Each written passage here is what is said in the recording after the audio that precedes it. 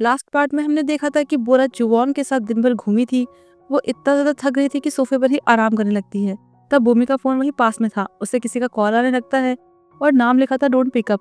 जब बोरा उसे नाम बताती है तो वो फटाफट से बाहर आकर उससे फ़ोन छीन लेती है। वो बाहर जा रही थी तो बोरा से पैसे मांगने लगती है। बोरा कहती है कि तुम्हारे पास मेरा क्रेडिट कार्ड है तो वो कहती है कि उसकी लिमिट तो खत्म हो गई है। इससे बोरा को उस पर गुस्सा आता है। उसे सुनाने लगती है कि औरों को देखो, तुम्हारी एज के बच्चे क्या कर रहे हैं, पढ़ाई के साथ साथ पार्ट टाइम जॉब भी कर रहे हैं, अपना एजुकेशन लोन भर रहे हैं, लेकिन तुम्हें देखो, तुम्हें कोई होश ही नहीं है। अगर मेरी शादी हो गई तो तुम क्या करोगी? लेकिन वो तो उल्टा नाराज होकर जाने लगती है। तब बोरा उसे पैसे दे देती है और कहती है कि टाइम से घर आ जाना। फिर जाते हुए भूमि बोरा की हील्स पहनकर चली जाती है। इसके बाद हमें एक क्लब दिखाया जाता है जिसके बाहर 4 लड़के खड़े थे। चारों आर्मी से थे। अंदर जाते टाइम उनमें से एक सबको लड़कियों से फ्लर्ट करना सिखाता है। कहता है कि उन्हें आर्मी की स्टोरी मत बताने लग जाना, क्योंकि फिर वो तुम्हारी बात सुनकर बोर हो जाएंगी। भूमि भी इसी क्लब में आई हुई थी। तो उनमें से एक लड़का जिन्हो जब भीड़ में उसे डांस करते हुए देखता है तो उसे देखता रह जाता है। उसकी नज़र तो उस पर से हट ही नहीं रही थी। वो मौका देकर उससे बात करने लगता है। कहता है कि यहाँ थोड़ा बोरिंग लग रहा है, लेकिन वो कहती है मुझे तो मज़ा आ रहा है। फिर उससे फ्लर्ट करने की कोशिश करने लगता है, लेकिन कोई फ़ायदा नहीं होता। भूमि तो जाने लगती है। तो वो उससे नंबर मांगता है। कहता है कि क्या तुम डेस्टिनी पर बिलीव करती हो? तो वो भी उसे इजीली अपना नंबर दे देती है। वो एकदम से उसे कॉल कर देता है। कहता है कि मैं तो चेक कर रहा था कि तुमने गलत नंबर तो नहीं दे दिया। बाद में भूमि की फ्रेंड्स उस लड़के को लेकर बातें करने लगती है। कहती है कि उसकी हेयर स्टाइल देखकर ही लग रहा था कि वो आर्मी से है। फिर भूमि से पूछती है कि तुमने उसे अपना नंबर क्यों दिया? तो वो कहती है कि मुझे भी नहीं पता, लेकिन वो अच्छा इंसान लग रहा था। फिर उनमें से एक लड़की को मैसेज आता है और वो कहती है कि सैंग्यूक आ गया है, चलो हम चलते हैं। इसके बाद सब लोग ड्रिंक करने लगते हैं और वो लड़का सैंग्यूक भी वहीं पर था। लेकिन भूमि को यहाँ बिल्कुल भी अच्छा नहीं लग रहा था। वो कंफर्टेबल नहीं हो रही थी, तो वो उठकर चली जाती है। लेकिन वो लड़का उसके पीछे पीछे आता है और कहने लगता है कि चलो मैं तुम्हें घर छोड़ देता हूँ।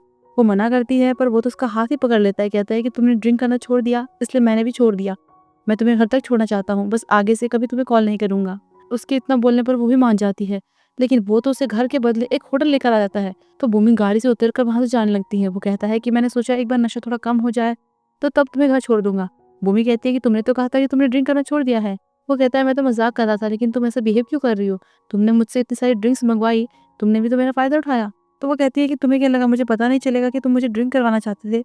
लेकिन वो तो उसे सीरियसली नहीं ले रहा था। कहने लगता है कि जल्दी बताओ, अंदर चलोगी या फिर रूम की बुकिंग कैंसिल कर दूं? तो भूमि गुस्से में उसके मुंह पर पैसे मारकर कहती है कि ये लो, उन ड्रिंक्स के लिए आज की ट्रीट मेरी तरफ से थी। मेरे साथ सोने के बारे में सपने में भी मत सोचना।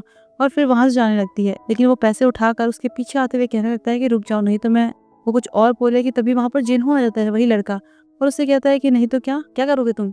उसे देखकर वो भी समझ आता है कि शायद ये आर्मी से है, इसलिए बिना कुछ बोले चुपचाप वहां से निकल जाता है। भूमि भी जब जाने लगती है तो जिन्हो उसके साथ साथ चलने लगता है। कहता है कि शायद ये हमारी किस्मत ही है। लेकिन वो कहती है कि मुझसे बात मत करो, मेरा मूड बहुत ही खराब है। फिर बस में जाने लगती है।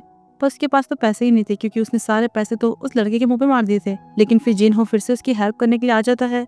उसके बदले पेमेंट कर देता है और उसके साथ बस में जाने लगता है। रास्ते भर में वो उसके साथ ही था। फिर जब वो बस स्टॉप पर उतरने लगती है तो वो भी उसके साथ आने लगता है। तब वो उसे वार्न करती है। कहती है कि मेरा पीछा मत करना, नहीं तो मैं तुम्हें जान से मार दूंगी। वो उतरता तो नहीं है, लेकिन स्माइल करते हुए उसे बस बाय करने लगता है। घर आकर वो सीधा सोने चली जाती है। तो बोरस पर गुस्सा करती है कि टाइम देख रही हो, मैंने जल्दी आने को बोला था ना। लेकिन वो तो रोने लग जाती है। उसका मूड भी खराब था। लेकिन बात बदलने के लिए बोरस से कहती है कि तुम्हारी इतनी छोटी हील है कि मेरे पैरों में दर्द हो गया, सब तुम्हारी गलती है। वो भी सोचने लगती है कि इसे क्या हुआ। अगली सुबह सैंगजिन को देखते हैं। वो सोयू को मीटिंग के लिए मना रहा था, पर वो तो अपनी बात पर अड़ा हुआ था कि मैं बोरा के साथ काम नहीं करूंगा। तो वो कहता है कि इसमें बोरा की क्या गलती है, और अब तो वो यहाँ पहुंचने वाली होगी, तो मैं क्या करूँ? वो कहता है ये तुम्हारी प्रॉब्लम है, तुम्हें देखना पड़ेगा।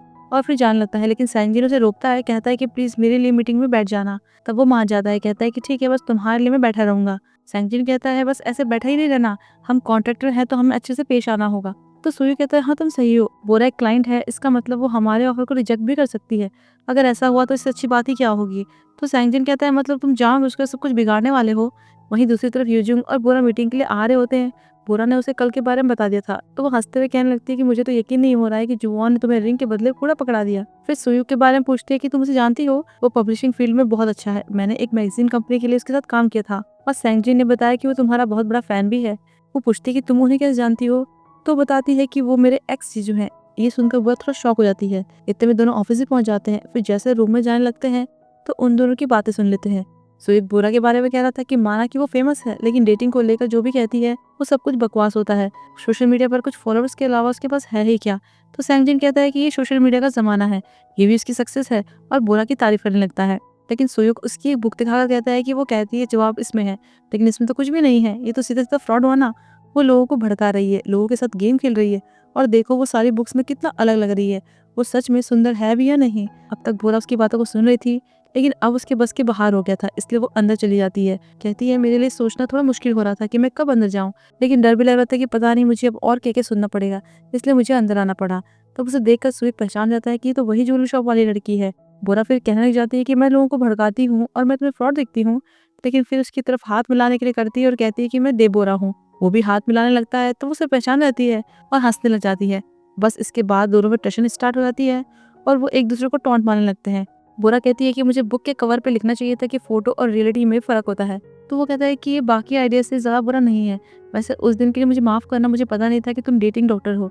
तुमने कहीं रोमांस में पीएचडी तो नहीं कर रखी है। इन दोनों को ऐसे बातें करता हुआ देखकर सैंगजिन और यूजुंग अपनी बात करने लग जाते हैं, लेकिन कोई फ़ायदा नहीं होता क्योंकि सुई फिर से शुरू हो जाता है। बोरा से कहने लगता है कि तुम एक डेटिंग कोच हो तो तुम्हें अट्रैक्टिव होना चाहिए, लेकिन मेरे हिसाब से तुम्हारे में वो क्वालिटी है ही नहीं। वो भी कहने लगती है कि मैं डेटिंग कोच हूँ, कोई प्लेयर थोड़ी हूँ। एक कोच ग्राउंड में गेम थोड़ी खेले जाता है, वो तभी जाएगा जब उसे सिखाना पड़े। तो वो कहता है कि अगर उसका कोई मकसद होगा तो वो कर तो सकता है ना। बुरा कहने लगती है कि तुम क्या चाहते हो कि मैं खुद को प्रूफ करने के लिए तुम्हें सेड्यूस करूँ? तो वो कहता है कि ये पॉसिबल ही नहीं है। वो कहती है मुझे बस 10 मिनट लगेंगे। तो वो कहने लगता है कि 24 घंटे भी कम है, और 24 घंटे क्या, तुम 100 साल भी ले लो, कुछ नहीं होने वाला। इसके बाद वो इस बात पर बहस करने लगते हैं कि क्या डेटिंग में हार और जीत भी हो सकती है। उन्हें देखकर सैंगजिन का तो रोने जैसा मुंह हो जाता है, इसलिए बात को घुमाने के लिए वो उन्हें ड्रिंक पर चलने को बोलता है। लेकिन बोरा कहती है कि पहले हम यहाँ की बात क्लियर कर लें। बहुत सारे लोग मेरे साथ कॉन्टैक्ट करना चाहते हैं, तो तुम नहीं करना चाहते हो। लेकिन सुयुग तो उस पर बात पलट देता है कि तुम अपना बताओ, तुम मेरे साथ काम करना चाहती हो या नहीं। तो वो कहती है कि हाँ क्यों नहीं, अचानक से मेरा मन कर रहा है। सैंजिन भी फटाफट से कहता है कि क्या मैं तुम्हें कॉन्ट्रैक्ट भेज सकता हूँ।